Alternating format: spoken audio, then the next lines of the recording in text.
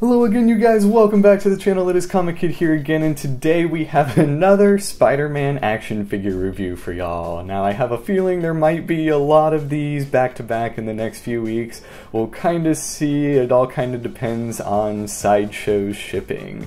But I am super stoked to have this guy here today. Now, as y'all know, by now I've talked about it on the channel before, but 2099 and Miguel O'Hara is probably my favorite version of Spider-Man, and so when Mezco announced that they were doing a comic book version, I knew I had to get it, and I was actually very worried that I wasn't gonna get this guy. I had just missed the pre-orders, and so I jumped on the wait list, and fortunately made it in as part of what I believe is the first wave of shipments to go out. I haven't seen too many of these guys floating around online. But as y'all can see by the sticker here, he is a Mezco exclusive item, and in terms of that, I mean, he's really just kind of available on their website, and so yeah. Now, in terms of Mezco's packaging, this is actually nothing too fancy. It's just a standard box. It is very well done. I love the box art that they picked for this, and all the Mezco fixins and whatnot match their usual type of brand and stuff like that as well. I do like the sides of it as well. I think that's just some nice detailing and texturing. And then on the back here, there's really no info, but it is missing the Mezco exclusive sticker up top there. So that's how you know this is the front. Now, all in all, the packaging isn't too exciting. It's pretty standard for Mezco, like I already mentioned, but even then, sometimes they do the nice metal like tins that kind of open from a lip and whatnot as well.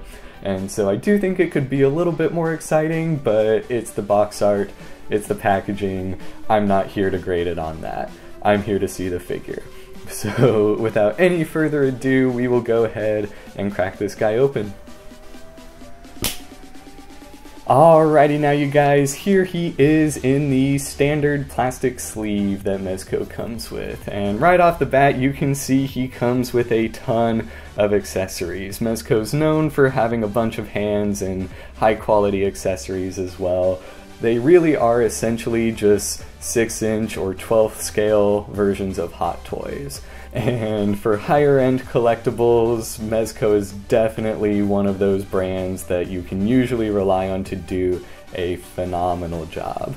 And so in terms of the actual packaging, again, nothing too special about that. You can see some extra webs in the base poking through here.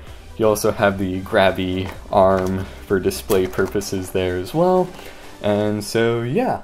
Again, nothing too fancy here. I know we're all here to actually see how the actual figure looks and works and all that, so we'll go ahead and crack this box open and get into the nitty-gritty. Alrighty now, you guys, here he is out of the box and everything, and I am just so thoroughly impressed with the job Mezco has done with this figure here today. Like, in the past, their Spider-Mans haven't always been so great. Something about the plastic mixed with cloth just never quite matched well, but I think they did a phenomenal job hiding all of that with this figure. Now, again, we're gonna start with accessories like we usually do.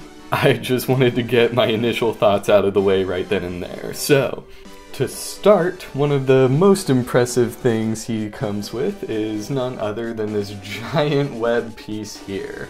And I'm not sure exactly how you're supposed to display this. There's really no like hooks for it. There's plenty of like notches for it to kind of catch onto there, but I have no clue how to display him with that, but I am still very impressed with that accessory overall. The detailing on the webbing is just absolutely phenomenal, and if I can, I will surely try to find a way to display him like crouched on that web. And then speaking of webs, he does come with these two off to the side. You have your long, like real thwippy web here, and then you have your short kind of grabby web. Again, phenomenal detail all around on these. Mezco just always does such a great job, and even in the minor detailing such as the webs, they just can't help but knock it out of the park, it seems.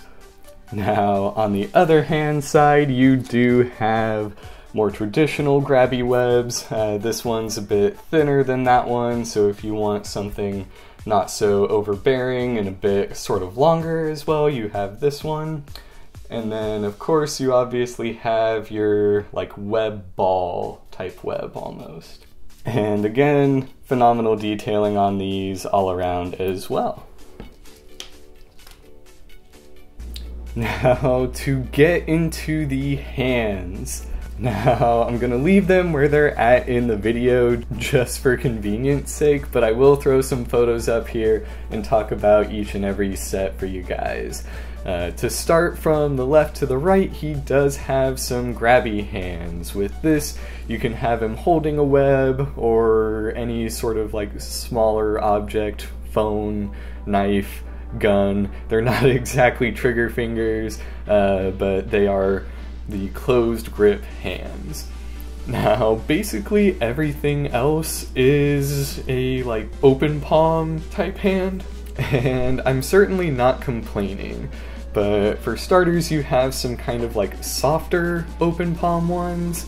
And again, the detailing on these things is absolutely incredible. And then from there, you have some really like widespread fingers. These are like, I don't really know how to describe them. It's almost like he's full on reaching for you, and his fingers are spread about as far as they can go. And then after that, they are followed by some more traditional like claw hands. I feel like these look more like he's about to scratch you than anything. And then the final pair that we have are what seem to be the most basic wall crawling hands. Like if I were to have him on a wall, these are the hands that I would be using for that. And then I did totally forget to talk about this web accessory here. I'm not sure exactly how this is supposed to come into play, but like I don't know if it sits on his face or not, but again, very well detailed. I might be able to find a way to have a goon with a webbed face or something like that as well.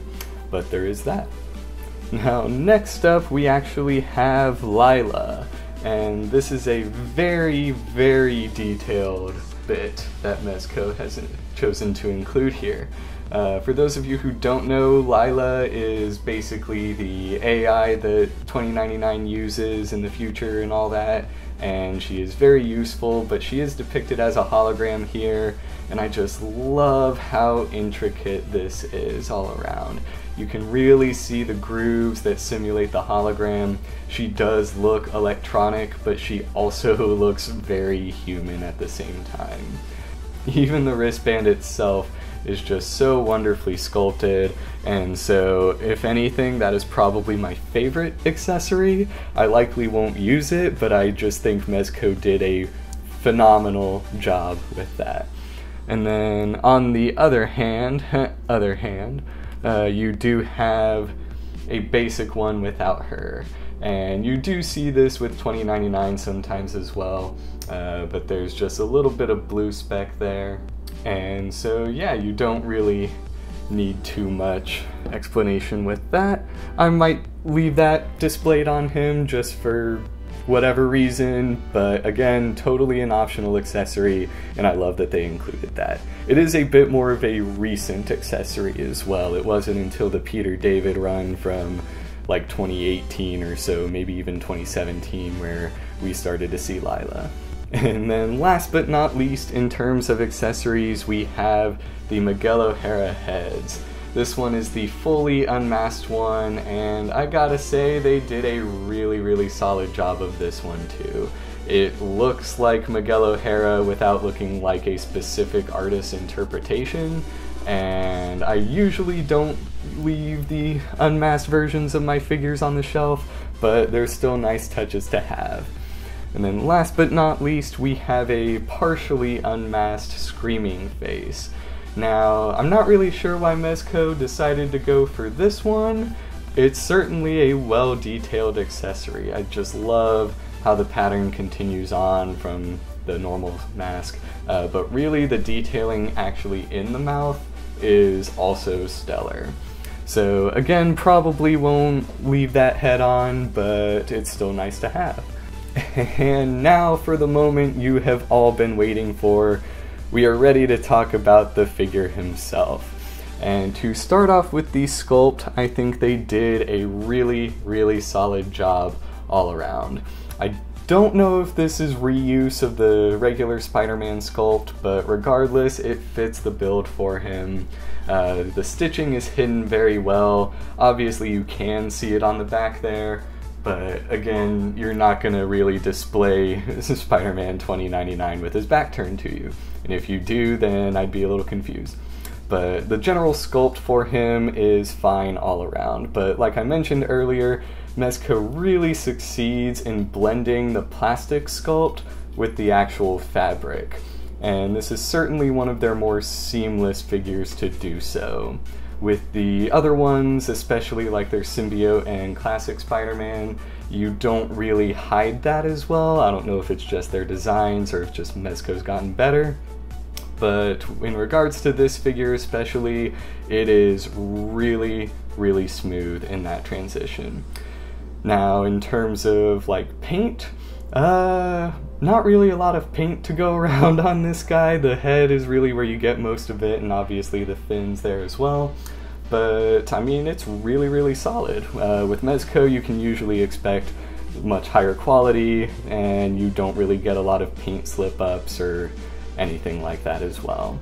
So in terms of the overall appearance of the character, I think he looks like he stepped right off the page. And then as far as like the Mezcofications that they always tend to do, they did add some extra little bits of red lines in there. And I don't know if I'd call that like tooling or piping, but I do think it suits the figure. It doesn't really take away from the comic accurateness, but it still does a great job of Mezco-fying it and I guess modernizing the overall look without hindering the overall appearance of the figure. And so I absolutely love that. And then before we get into articulation, there is a bit of wire in his web cape here. And when I took him out of the box, it did seem to have trouble standing. It looks like it's going to do it now, so go figure. Figure. But we'll see what that looks like in some of the photos once we get there. Alright, now in terms of articulation, we'll start with the feet again. And you get some pretty solid range. You can kind of see a bit of a gap there, but I'd rather have a little bit of extra wiggle room for a little bit of extra movement. And then not only do they rock back and forth, but they rock side to side as well. And then in terms of the legs, you do have a double jointed knee there. The fabric actually doesn't bunch up too bad, and so, you know, if you hold it there it might crease obviously, but it does not really hinder the movement at all, so it's a really solid plus. As far as the hips go, he comes out to that's probably just slightly under a perfect 90 degrees. That's like really solid. And he even rocks back just a slight bit. Again, you'll get that bunch of fabric kind of in the butt there, but it's nothing a little reworking can't solve. As far as the ab crunch goes, he does have both a hip joint and a torso joint for that ab crunch, and so he goes forward pretty far. I have seen better ab crunches, but I have certainly also seen worse. And then he bends back pretty nicely as well. That does almost look a little unnatural, but it's not a deal breaker. And as y'all can clearly see, he has shoulder joints that go up. They do likely go all the way around, but because of the fabric in this figure, I am not going to attempt that. You do have double jointed elbows that work out really nicely as well. I would say be mindful of the fins. They don't feel like they're super fragile and gonna snap off at a given notice, but I would still caution you guys there. And then you do have some ball joints in the wrist. The fabric does kind of come down into them, so that's going to be a little bit tricky to figure out for me, but once I pop the actual wrist off, I'm sure it'll make much more sense. And then you do have a bit of butterfly motion as well. Not too much. Again, I've seen worse and better on other figures, but all in all, it gets the job done. Now, last but not least, we have the head. And he looks up pretty well. That's some nice solid motion there. And he looks down exceptionally well. That is a very sharp way to look down, and so really, really solid. Now, I am super, super excited to get this guy posed and get some photos taken. But fresh out of the box, my initial reaction for this figure is a really solid A-. I think it could use a tad bit of extra motion, just a little bit like here and there, especially in the shoulders, maybe even the feet as well. But this is probably the best Spider-Man figure that Mezco has yet to put out. At the time of me recording this video, Mezco has announced a classic style Spidey, and I'm a little undecided on if I'm gonna get it or not based on the 2 photos that they've already shown off. Once it's actually up for pre-order, I may make a decision from there. But I really love this figure, and I'm so excited to pose him some more. Now again, I am probably biased. I love 2099. I have the entire original comic run, and so maybe that's just me, but I have absolutely no regrets on the $90 to $100 price tag that this guy had. And so if anyone from Mezco ever watches this video for whatever reason, then you guys deserve a pat on the back for this figure. Well done. But yeah, as always guys, stick around till the end of the video to catch some extra photos of this guy in action, and thank y'all so much for watching. Don't forget to hit like and subscribe, and I will see you guys again real soon.